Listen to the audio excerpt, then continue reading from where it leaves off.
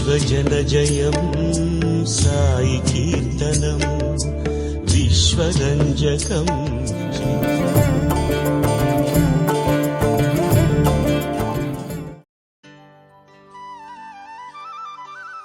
నా మాటలు అర్థభరితం, వాస్తవం.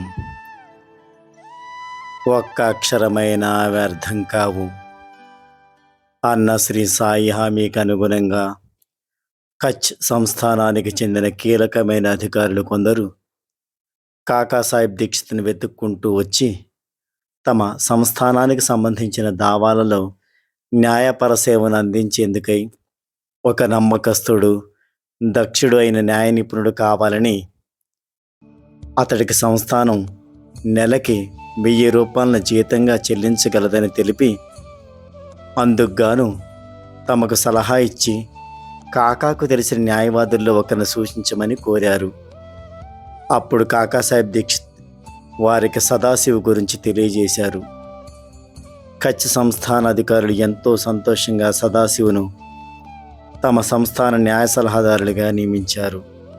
చాలినంత సంపాదన లేని సదాశివుకి ఒక్కసారిగా నెలకి 1000 రూపాయల అత్యధిక జీతం వచ్చే ఉద్యోగం రాగా అతడెంతగానో సంతోషించాడు. సద్గురు శ్రీ సాయి చేసిన ఉపకారానికి కాకా దీక్షిత్ చాలా ఆనందించాడు. సాయిబాబా ఈ విధంగా కాకా దీక్షిత్ యొక్క భక్తిని ఆశీర్వదించి అతడికి తమ చరణాల పట్ల ఉన్న దృఢమైన విశ్వాసాన్ని మరొక్కమారు ధృవీకరించారు. కాకాసాహెబ్ దీక్షిత్ లాగా బాబాగారి పట్ల దృఢ విశ్వాసం ఉంచి ప్రతి విషయంలోనూ నిర్ణయాన్ని శ్రీ సాయికి విడిచిపెట్టి వారి నిర్ణయానుసారం ప్రవర్తించడమే బాబాగారిపై మన భారం మోపడం అంటే. దృఢ విశ్వాసంతో వారిపై మోపే భారాన్ని సాయిబాబా సదా మోస్తారు.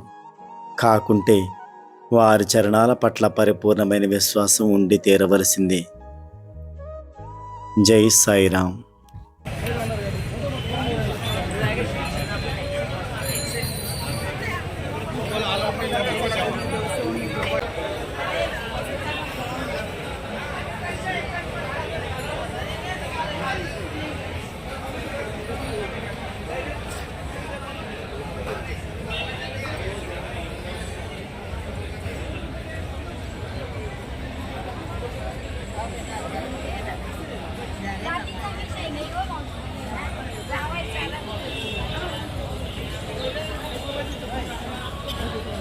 Gate number 2.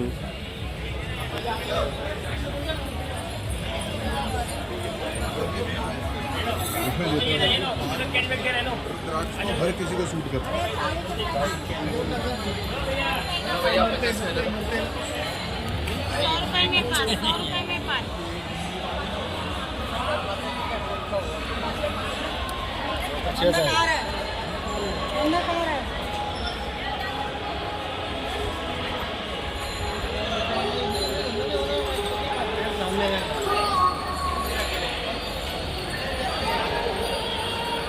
ఈ క్యాంటీన్ దగ్గరే ఈరోజు ఉన్న భక్తులు